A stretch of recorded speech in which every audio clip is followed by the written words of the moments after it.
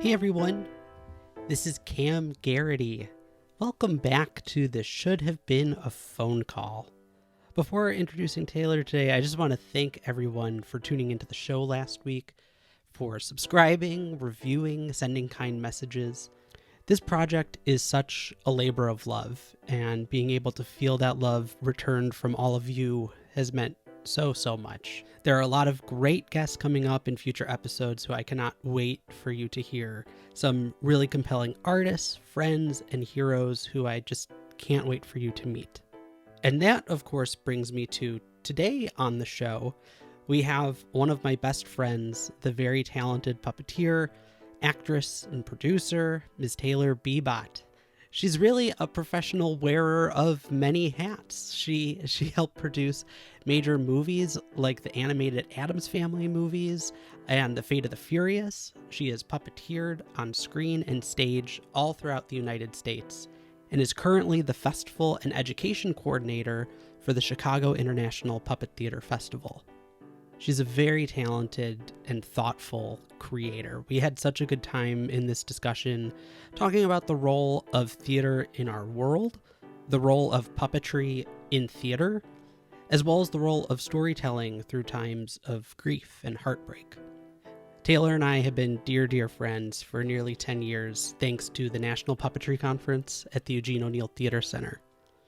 We've been through a lot together, been in a lot of performances together. A few times we were teamed up as foot bitches. Those are the puppeteers on a puppet that needs to be performed by 3 or 4 people, and we got to do that feat. So it's a lot of choreography and working in tandem, and it's brought us together in some really cool and unique ways. This should have been a phone call with my dance partner, Taylor Bibat.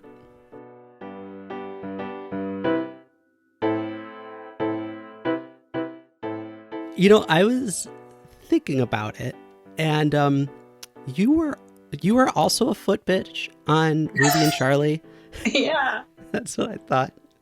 Yeah, we were foot bitches. I was looking at pictures the other day because I love that Jess is putting out like the history of stuff and like watching a rehearsal. Did you see that clip? I did. Yeah. It was so wonderful to watch. And I definitely felt especially the reminder of kinship with you, like not like we were puppeteering on the same puppet, but we were both foot bitches, and that was really nice. Both foot bitches in a like very dance heavy tabletop show, which is kind of hysterical because like I could la-ti-da on the dance floor at a wedding, but like couldn't do any of the stuff that we were actually making those puppets do. But to know that footwork was pretty cool. Yeah. That was awesome. And I do swing dancing. And so for me, it was like, oh, I get to put it into my hands, into the puppet's body. It was really wonderful. I really wish I could have seen her do it at the tank. I know. Yeah, for sure. But are you guys doing the Nasty Brutish and Short this year? We're doing, so I'm not involved with Nasty Brutish and Short. This year, I'm the coordinator of the festival as a whole. So rather than being like part of one of the partners producing entities, I'm like actually working at the festival with Sandy and Blair, and we're like making the thing happen.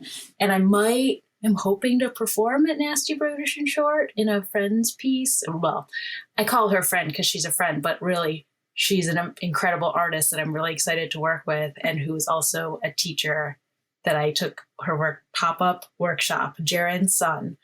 She is a brilliant artist, and she asked me to work on her piece, and I was like, yes, please, thank you. That is wonderful. So if I have time, other than coordinating, maybe I'll get to perform in it.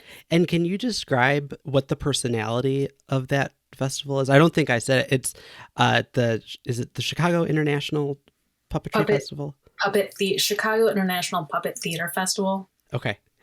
But yeah, tell us a little bit about just how it's maybe different from other puppetry festivals, and just, you know, what to expect even this year. It's an international festival, and the really cool thing about it is the amount of partners that we have all throughout the city. So there are some things that we rent spaces and put up, but bring a show in and put it up. But a lot of the shows are in tandem with various cultural centers or museums or what have you, theaters in Chicago. And so that's a really cool thing. I think we have like a lot of partners, which is really, really exciting. And it encourages other places to bring puppetry in. The cool thing is it was 2015, 2017, 2019, should have been 21. However, you know what happened with COVID. Right. So we're doing 22.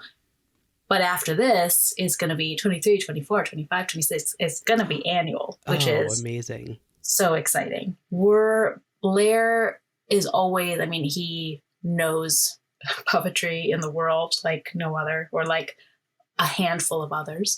Mm-hmm. And he's incredible at curating a variety of different tones and styles. So like we have, at least there are like 3 pieces from New York. Robin Frohart is bringing Plastic Bag Store. Nick Lehane is bringing Chimpanzee, which I saw a section of, and it's beautiful. I can't wait to see the whole thing. And Andy Magic and Dorothy James are bringing Bill's 44th. So there's like a great New York contingent. And then we've got Bread and Puppet. Oh, wow. Basil Twist. I should just list them all if I'm going to list any, but I'm just super excited about having these incredible artists here. It's not the conference where we're all like hanging out on a small campus, but we're hanging out in a big city, you know, with all us puppet nerds. So is Chicago, I know it's obviously, you know, a huge hub for comedy and for theater. Does puppetry have a good home there as well? Puppetry does have a good home. Puppetry was actually, the term puppeteer was created in Chicago. Oh, I had no idea. In the building that our offices and studio are, the Fine Arts Building, by Ellen Van Valkenburg. I can't remember what year. That's okay. But they needed something, I think, to put in the program of what the people doing the puppets were. And so she said, puppeteer. Thank God it wasn't puppeting, because I hear that and it's like nails on a chalkboard. Puppeting. I use it sometimes. I've also been guilty, but there are just some times where it catches me, and it's always like someone who isn't in the puppetry world who says it, and it's just like, come on. Yeah, it's like insulting your brother or something. Like you can do it, but if someone else does it.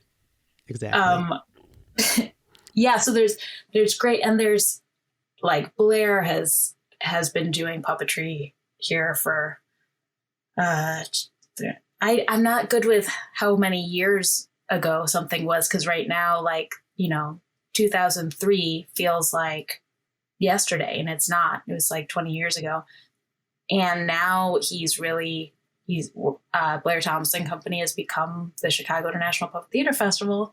And another cool thing about it is that it brings out Chicago. I mean, one, it's in the middle of winter when there's just, I've moved to California, so I need the sun and I need the warmth. So I'm going to say my feelings. It's really sad here in the winter. I'm in Western New York, and like the sky just is gray for like 5 months, and it's miserable. It's so sad. People should be inside. They should. And they, you know, some people love it, and I'm not one of those people. I love the city. I love the people. And it makes me really sad that I don't love the weather. But it's a really good time for the Puppet Festival, because it brings people together, and it really creates a lot of warmth and heart and spirit and energy. So it's not just like, national festivals and conferences and so on. It's puppeteers, puppet enthusiasts, puppet people. Here it's people. You know, it is just like Chicagoans who want to see the stuff that they started seeing because there was this festival, and they started seeing it, and then they loved seeing it, and they want to see more, and they became puppet lovers. And then people like puppeteers come in from all over the place to see stuff and perform. And we have a catapult program, so you can like be in a cohort of other artists seeing shows together, which is really exciting too.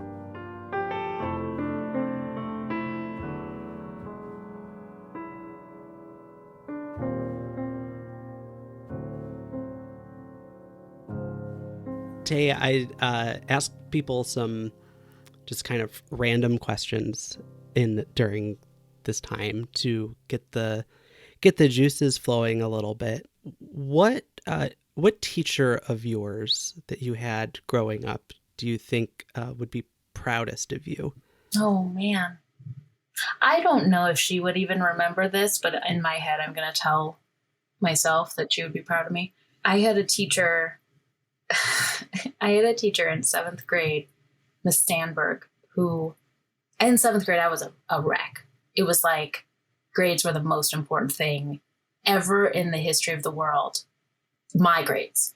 Like if I didn't get straight A's in 7th grade as a, 12-year-old, 11-year-old, something? I don't know. Something like that. The world would crumble and fall and fiery terribleness.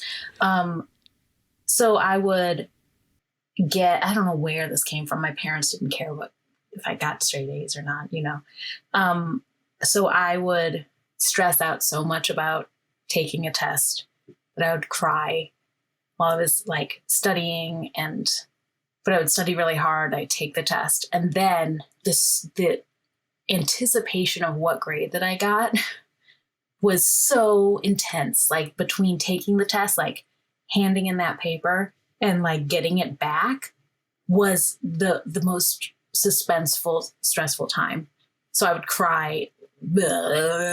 And then after I got the test back, I would cry so much because I got an A, but I had just spent so much time crying. And I regretted that I had wasted all that time. So I was like, had some stuff going on.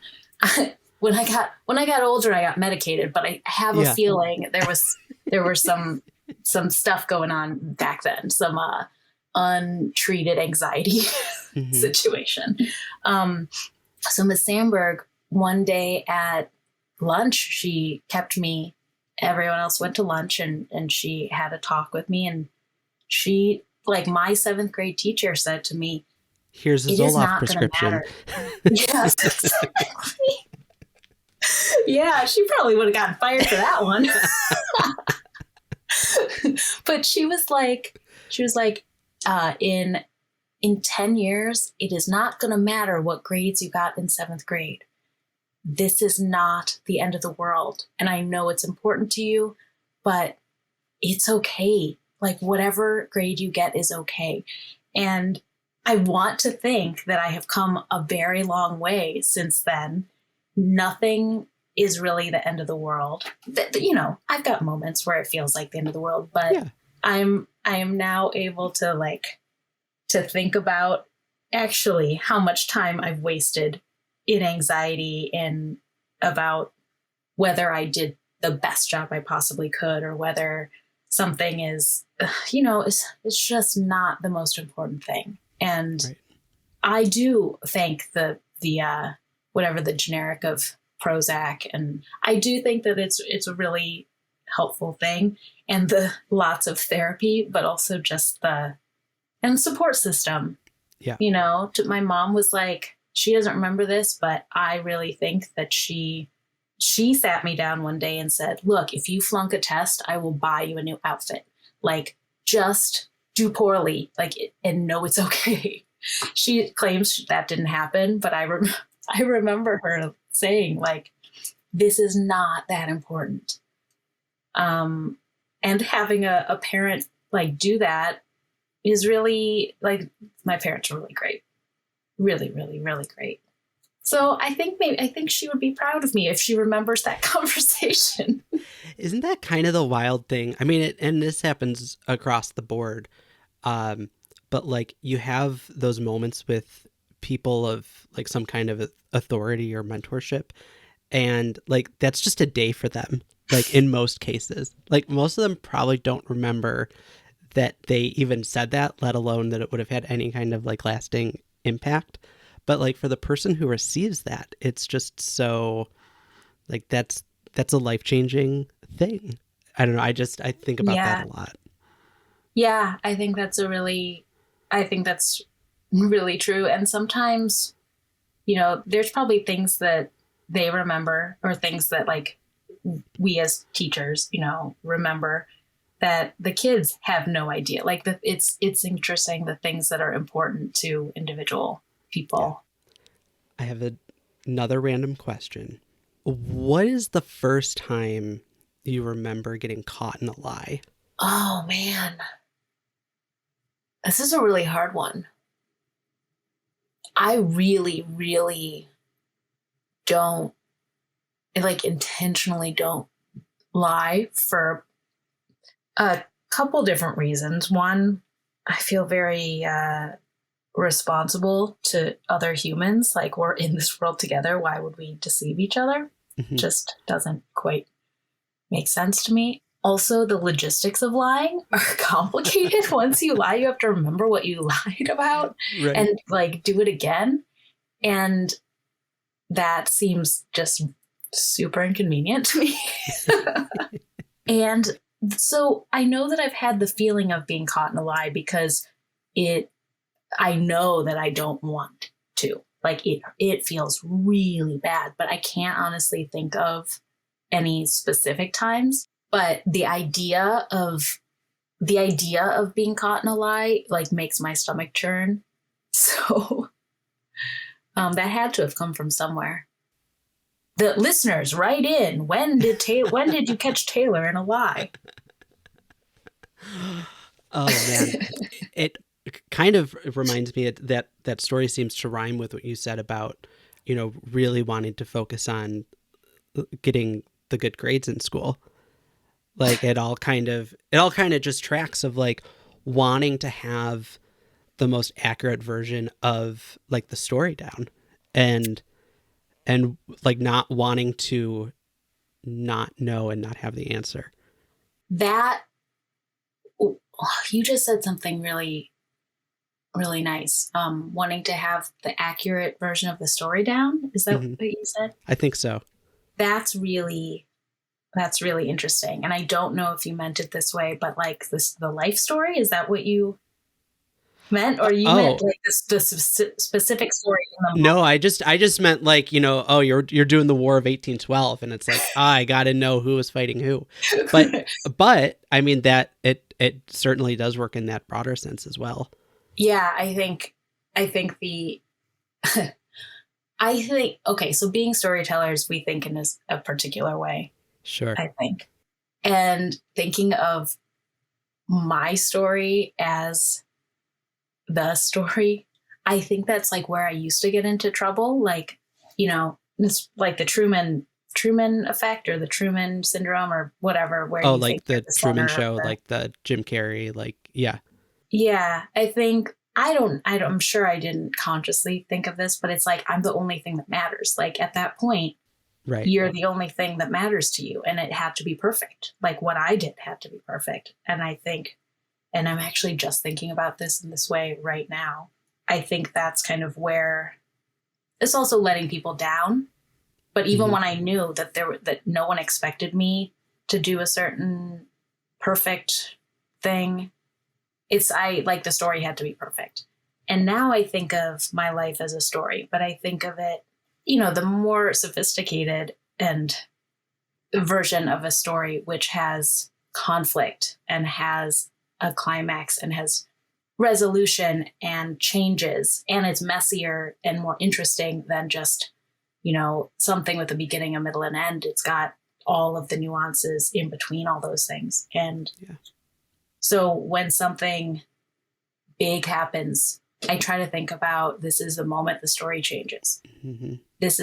If the story didn't change, then it wouldn't be complete and it wouldn't be interesting. And it's painful now, but this is the moment that makes it interesting. And, I'm going through a transition right now, and thinking about that, this is the moment the story changes. And also thinking about when I'm in something that feels impossible to walk through, this is happening. I could think about why it's happening. I could think about what I could have done or what was done to me or whatever series of things. It doesn't matter. This is happening. Fact. So the good and the bad parts of thinking of yourself as the story, you know, and how that changes as you age is interesting. And I had never thought of that in terms of like my younger life before. Well, happy to shed that little insight just from afar. I'm also thinking about, and not to get too much about what's going on with me, but I just lost my grandfather, my mom's dad, and he had been sick and suffering for a while. We found out last year that he had Alzheimer's, and he passed away on Thanksgiving, and so quickly, as my mom, my uncle had to be calling every family member to let them know what was going on. You saw how fast the narrative gets written of, oh, he, we're so grateful, what a better way to celebrate Thanksgiving, and he got to be at the parade, and all of the things that I think you say to help people feel better, but it's also going to be okay, now every time we talk about him, I was watching the story get written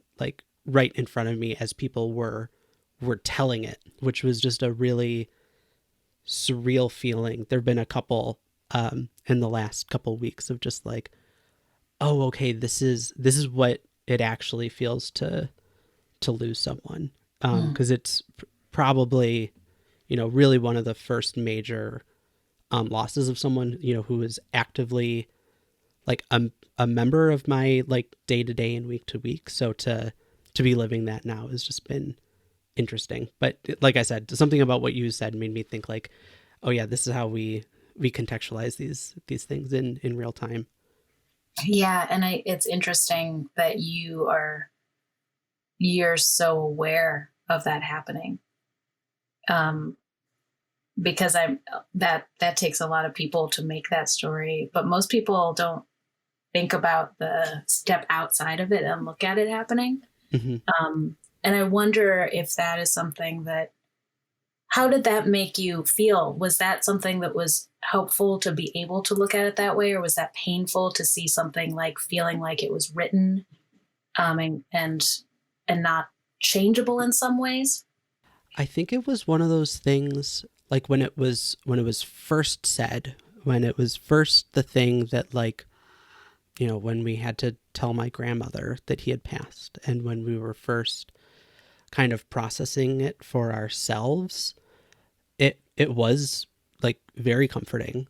But then to throughout the day keep hearing it regurgitated, and also just hearing the tone in people's voices as you had to say it to his sixth cousin once removed, or when you have to say it to your coworker who they never knew him, and I don't really care if they know or not, that we think that he's at the Macy's parade, those sorts of things. It went from being a comfort to us to having it be comforting to other people that we were okay.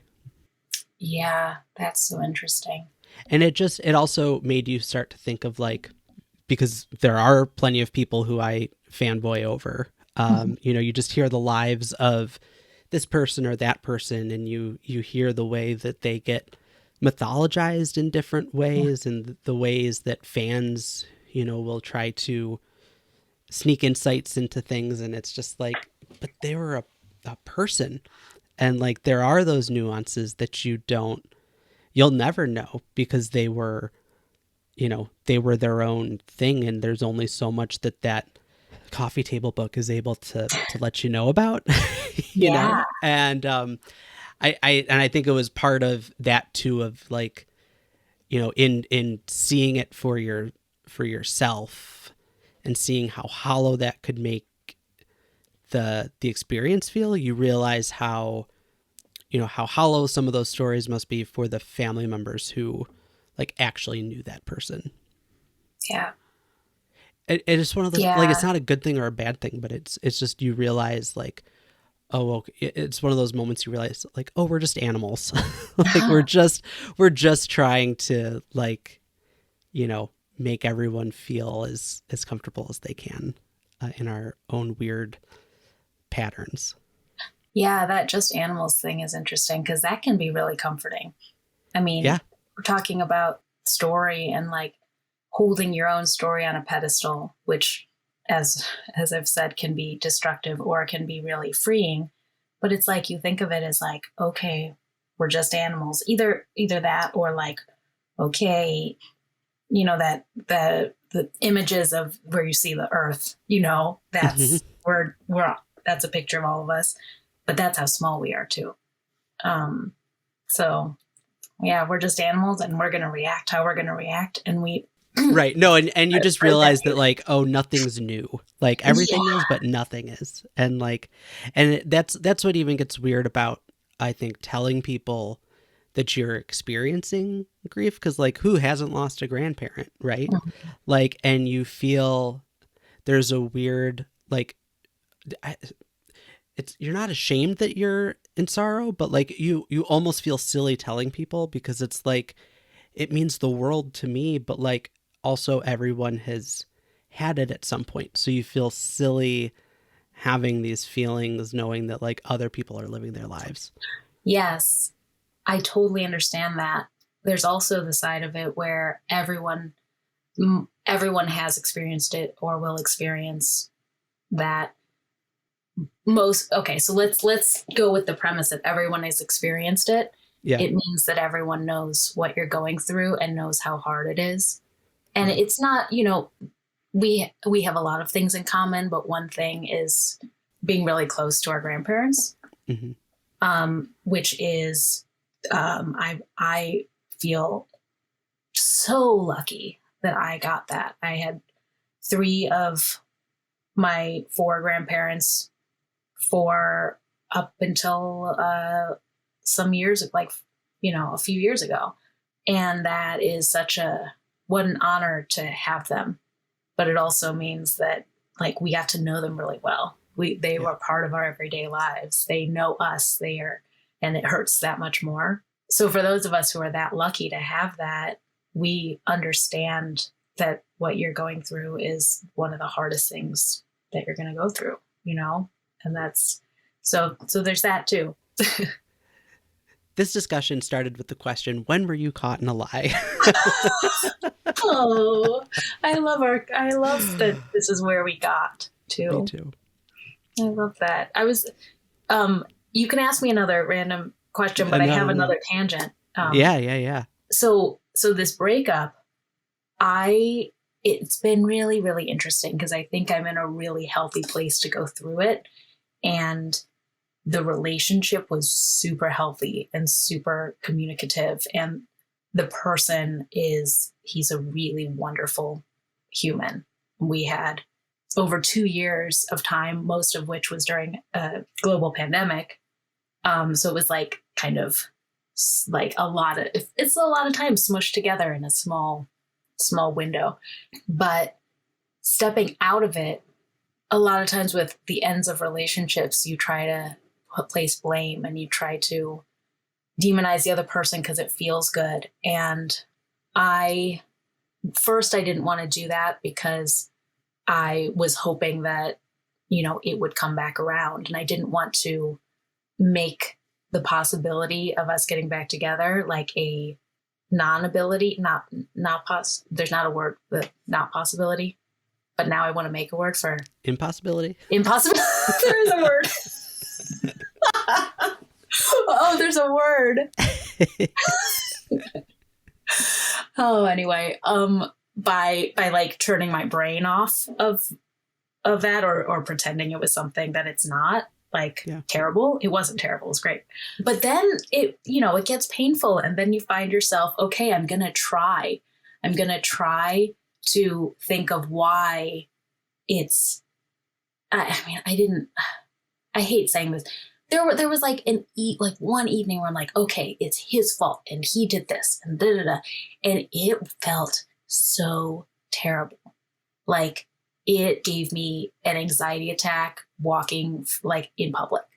Just the idea of making up a story that wasn't true to make me feel better made me feel so terrible.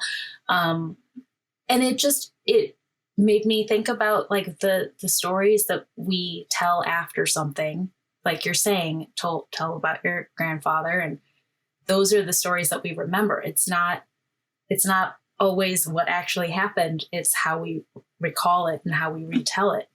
And so I'm trying to be really careful about telling myself the truth about what the relationship was, whether it's, that relationship or just stories in my life. Like, and every time it's always going to be a biased view, right?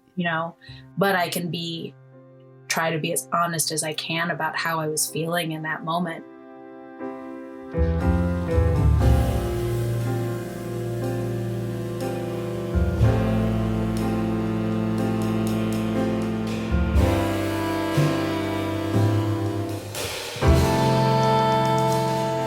To me, so much of, I think, what puppets can do best, that they don't always do best, but is really putting out visual metaphors. Mm-hmm. And I am always weary of the conversation of someone saying like, "Oh, I'm just a Muppet style puppeteer.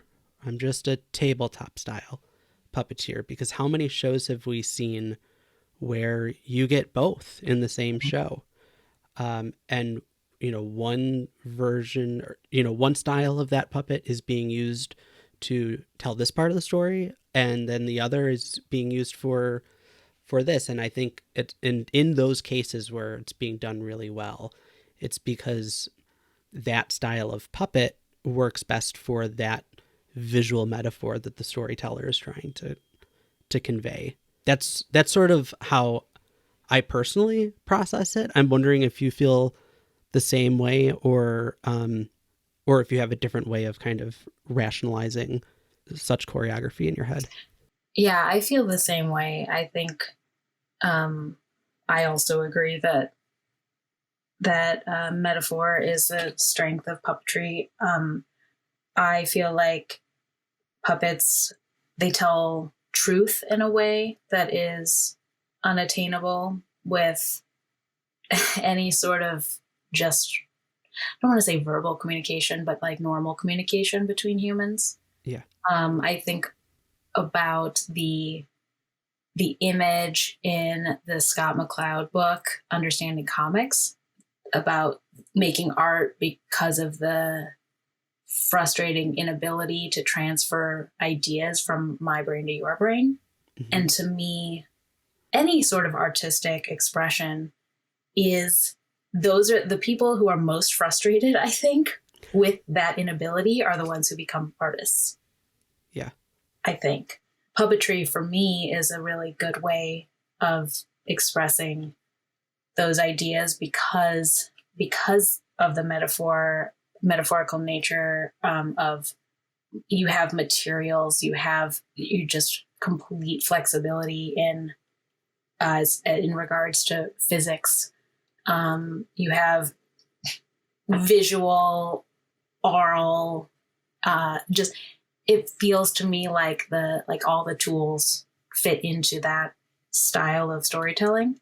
So it's the biggest range of vocabulary that one can have. And just like you use various vocabulary to express various ideas, you could pull those different tools to express different ideas in puppetry. So if it is something that is, don't have a good example right now, but some things are better explained with a tabletop puppet, where you want to see the full body and the full body expression. You want to see the just uncanny and incredible moments of multiple people bringing to life this one inanimate object, working together, in sync, in not speaking, just feeling, sometimes speaking, or if you need to have a puppet that's going to speak truth to power, and they need to speak something, but it can't be a person, because a person saying something to someone has responsibility for what they're saying, but a puppet can say things, and who's responsible for that? So there's just, I don't know, it just feels like a complete toolbox, because our ideas and our thoughts are so inexpressible. Yeah. So why not use the thing that has the most potential for getting even close to that truth? I totally agree. And I think I am so excited by watching the materials used to create the puppet themselves to help further the story and the metaphor that's being told.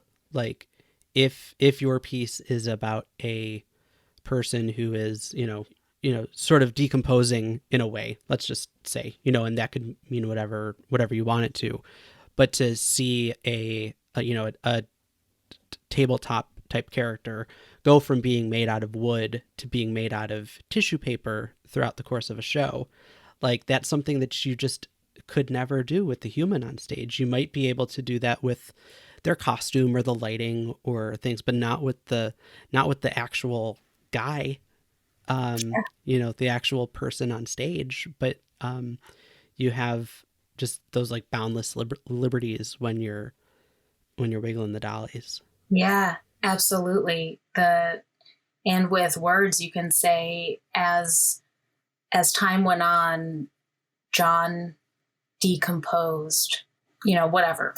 Yeah. but you don't, and you can feel words for sure. Yes. But there's a different kind, to me, there's a different kind of feeling and visceral understanding when you're seeing something. I'm a very visual person. So, and also, I love watching people making things. And so getting to see performers doing their thing is just part of that, seeing the humanity. Of course, a writer is going to write. I feel like I'm dissing on like writers or something like that, like novelists. They write the puppet shows too. So yeah, right. Exactly. And then being in a room with someone. I've been in LA focusing on TV and film, and which has been really, really awesome, and just another added tool in my tool belt. But it's so cool. Like, I went to a show last night and there were people there and people sitting next to me and watching. And part of the show was like telling the person next to you how you got here, like what your journey was, like pre-show. That, like, how great is that?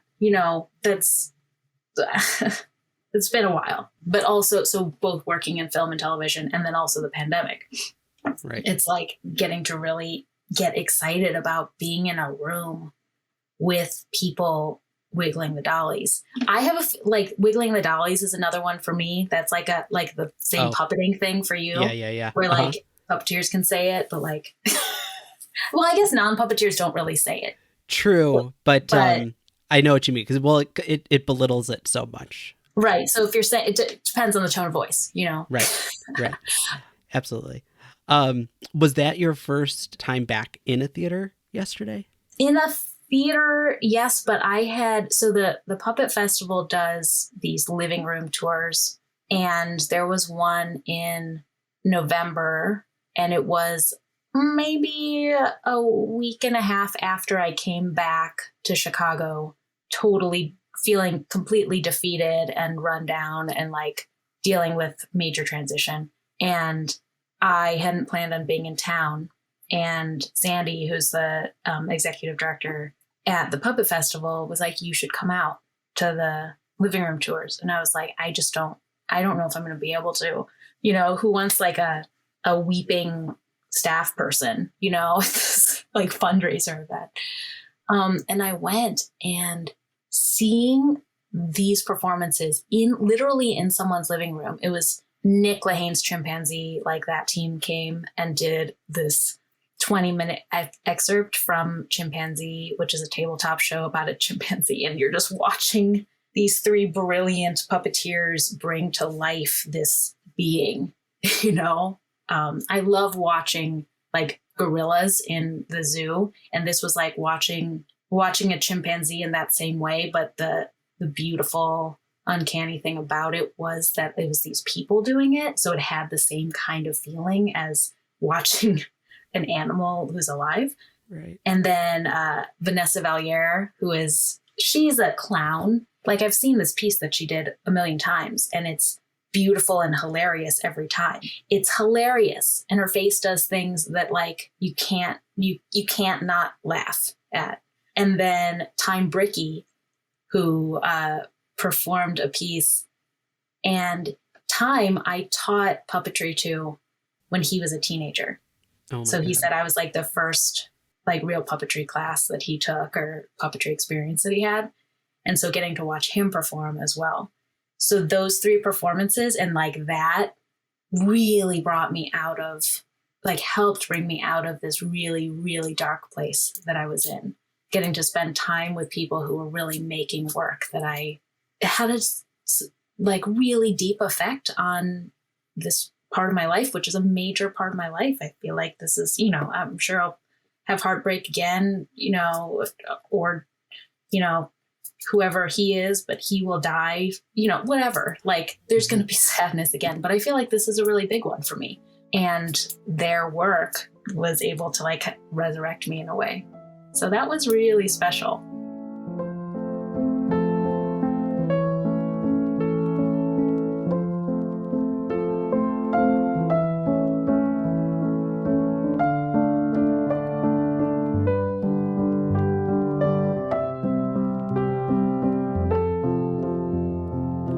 What do you think theater's responsibility is? Does theater have a responsibility to do anything as we move out of, you know, the last 2 years, as more people are gathering in houses?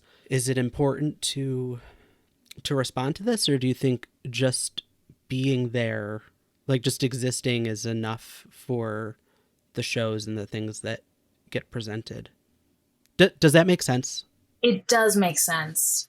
And you're not talking about any sort of safety, anything like that, responsibilities in that way. You mean content, right? No, mean, I mean, yeah, I totally mean content. The safety thing is a whole other conversation that, yeah. It's present in the room no matter what you're doing. Whatever your experience has been over the past 2 years is going to be in the room. And it's like, anything, you know, like you project your own experiences onto the story, onto the actors. But in this specific case, we've all gone through something. It's not the exact same thing, but there is a thing that unites us. It's like going on a retreat in like retreats were a big deal in high school. And it's like you go on a retreat and then you come back and you walk the hallway and you see someone who you were on the retreat with. There's something, you don't have to say anything, but you went through the same experience. So I think just having those spaces and being in the room and not pretending that nothing happened, you know, which you can't. No one wants to do that. There's a difference in the way that we regard each other and respect boundaries and are aware of our water vapors coming out of our mouths and noses, and the way we value our jobs or value our family. Like it's just changed. Yeah. And I think being in a physical space together with all those changes that happened is powerful in itself. And now, so I don't think that theater itself has any responsibility to bring it up, because just having the space is enough. I like that a lot. And I think about, you know, I think there was a big demand in film and television to, you know, keep churning stuff out, you know, because they just needed to, you know, to keep making the thing. But I think about like how many shows, like it was so nice that they weren't addressing what happened, you know, that you didn't see people all wearing masks and stuff. And then you do see a couple examples where like they were very thoughtful about representing it. And I don't know that one is better or worse, but yeah, it is that thing of like, it is on everybody's mind. So just being respectful of that aspect of it, however you move forward, is that's the new job. Yeah. TV and film is interesting because I had moved into TV and film. And so that's the area I was in when the pandemic started. But actually right before the pandemic, I had come back to Chicago to perform in an opera, not singing, no matter what all the dreams that I had subsequently told me I was not actually singing in that opera. I had lots of opera singing dreams after that. I was puppeteering. So I had just come from the theater, but really my bread and butter was coming from TV and film. And specifically, I was in animation. I was working as a producer's assistant on an animated feature at the time. And so I felt both incredibly privileged to not be worrying about where my money was coming from, and like partially like I was somehow letting down, or like I had flown away or something and wasn't kind of like in the trenches with my theater folk. Mm-hmm. But I tried to just pay for as many shows as I could that were online and give money. And because it's not like I was not making a ton of money, but I was making money. You know, I had a job. And right now, like I miss being on set right now and stuff and that world and telling stories in that way. But being part of live theater right now, like making live theater, just feels right. And I'm really grateful to have that. When I first came back to Chicago and I was like just barely functioning, and Blair Thomas said to me, if you can, let the work be the solve. And that really resonated with me. It's like, this is a really important and beautiful thing that we're making. And though everything else doesn't feel right in my life, this does. I'm so glad that you have that. And I mean, as long as I've known you, you know, we know each other from the theater world, and just to know how much that brings you light and how much light you're able to bring to that. I'm really glad you have that right now. Thank you. And I'm glad that you have podcasting right now. That I get to talk to you. Yeah. Yeah. There's always something good happening, even if the thing that's poking at us is really painful. Yeah. It's like, I've been getting really into tarot, the art of tarot cards. Mm-hmm. And so I got myself this set. Oh, you're not going to be able to see it while you're listening, but it's the Dream Keepers Tarot by Liz Houston.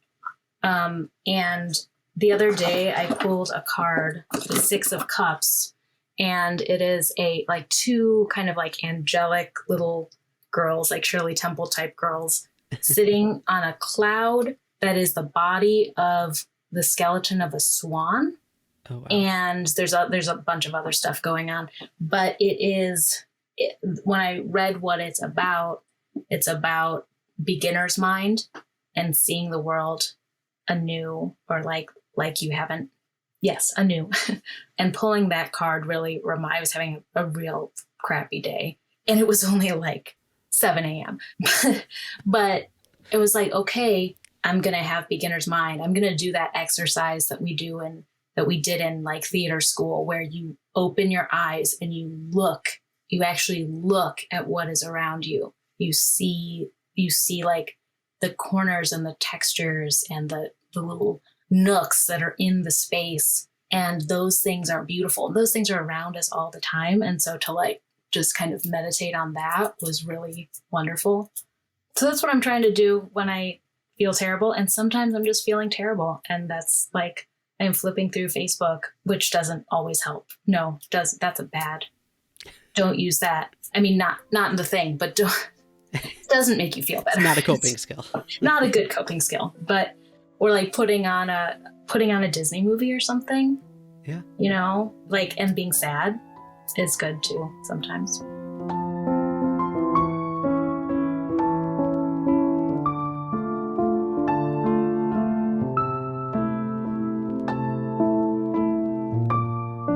As we start to draw to a close, I always ask people, how can the audience listening kind of help? I guess where I want to start in asking is, like, what's something that you think about theater or about like the process of creation that if you think that people knew and had some empathy about, that would make your process of working in that field easier? That's an interesting question. And not just don't use the word puppeting or doll wiggling. Don't do it. Huh. Interesting. I guess the thing is, I'm not doing a whole ton of, I'm just not putting my work out there so much. Mm-hmm. And so.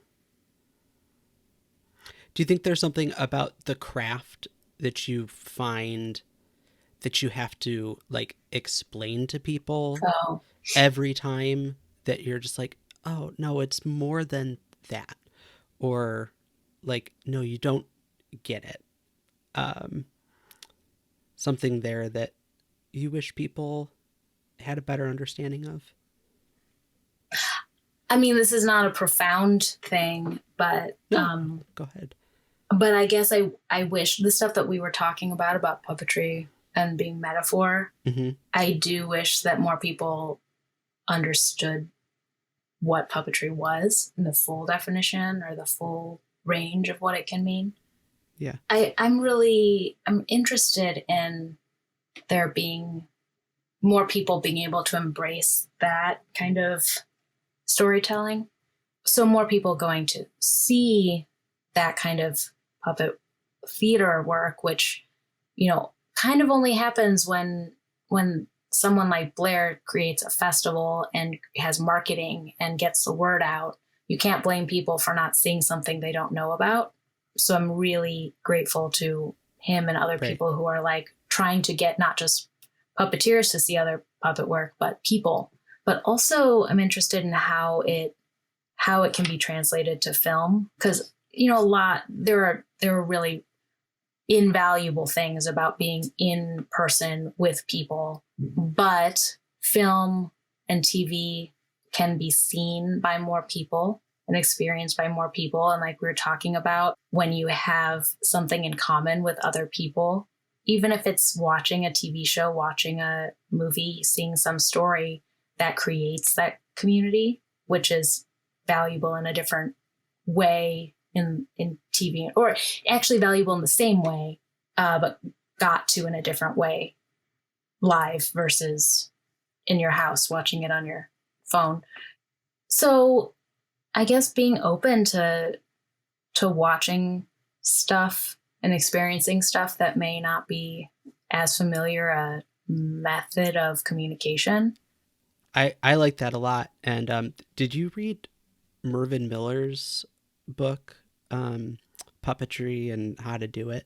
No, but I want to. He's amazing. It's a wonderful book. For people who don't know, he worked with Handspring Puppet for a long time. He has his own company now, Significant Object. And in his book, which is really just a guide to teaching people about puppetry, mm-hmm. it's a wonderful handbook for any person who's like doing puppetry workshops and such. But in the early pages of the book, he advocates for just more people trying puppetry, which would have the sort of ripple effect of more people being able to know the difference between good and bad puppetry. Mm. He said, because like very few people are terrific singers, but everybody sings a little bit. And everybody has a concept of, oh, I'm not very good, or I could pass as a, you know, I could, you know, do a little thing here or there if I needed to. And he said, like, the more people could understand, like, no, just having a really shitty puppet in a television commercial isn't puppetry. or just having an actor who was in the chorus of an Avenue Q community theater production doesn't mean that they, can hold their own as the lead puppeteer in a crappy commercial.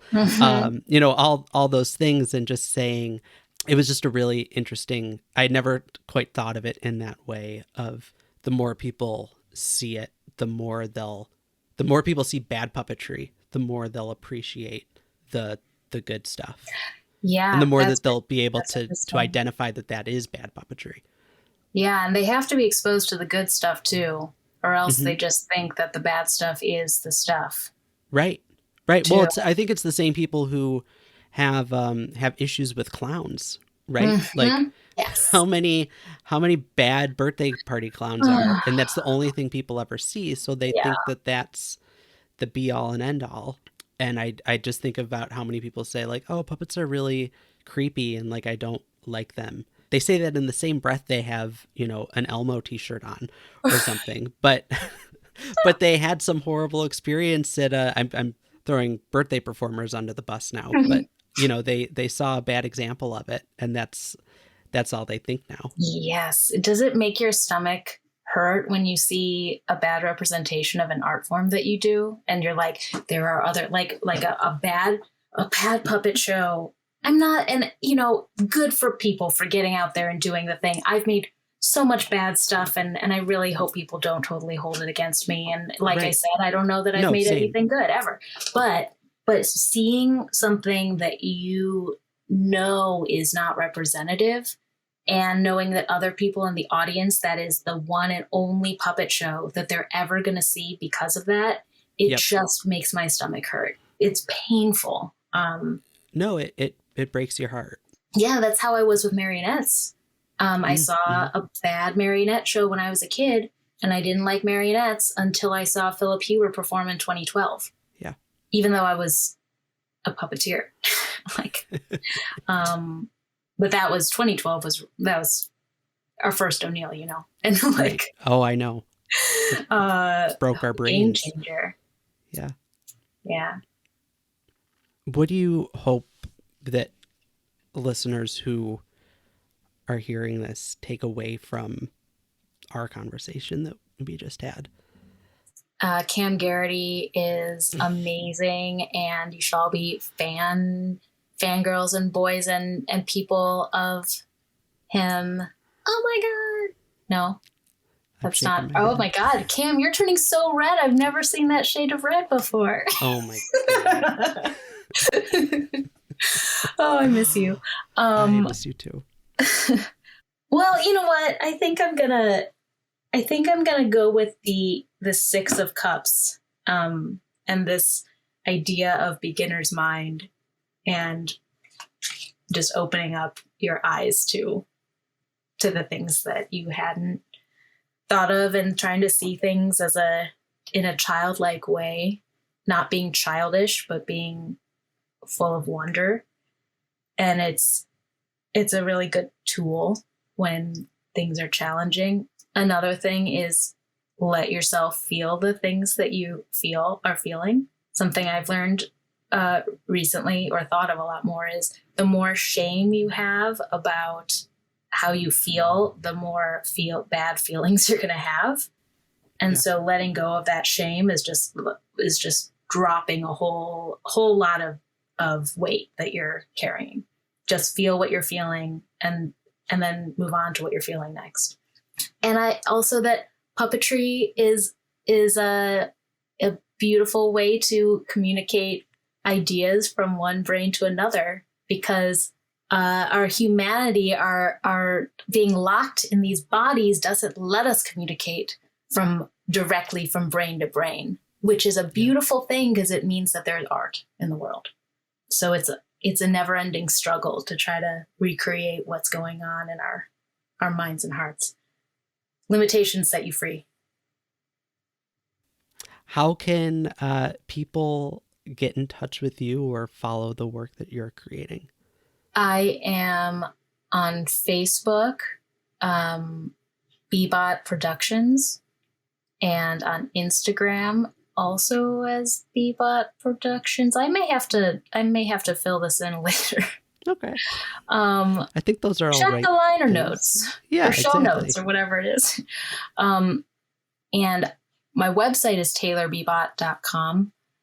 However, I'm probably going to soon, I'm in business transition right now. So everything's I'm trying to figure out how to structure the business end of stuff. So I think I bought bibatproductions.com, but I haven't, there's nothing on it. So check the show notes. Check the show notes. There will be something there. But I don't know. I get my strength and my energy from other people. I just cut all of this, Cam. Cut it all. Check the show notes. Taylor, one last thing. I want to thank you because your art and your approach to art has helped me make such important discoveries in my own creation. I think your empathy is a superpower that has already saved the world. And your art isn't over. Oh, Cam. Thank you. Thanks for saying that. That means so much to me. I love that we've kindred spirits have found each other. Yes. In the world. The same way. Yeah, thank you. Thanks for saying that. I needed that. Thanks for doing this. This is great. Thank you.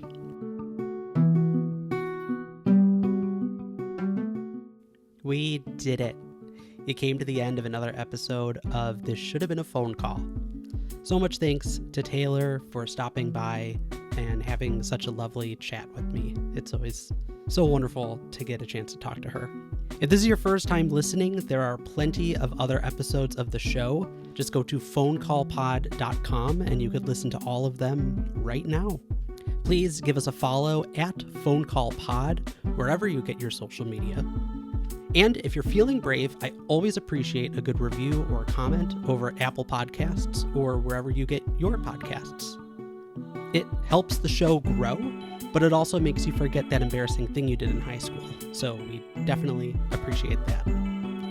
We'll see you next time on This Should Have Been a Phone Call.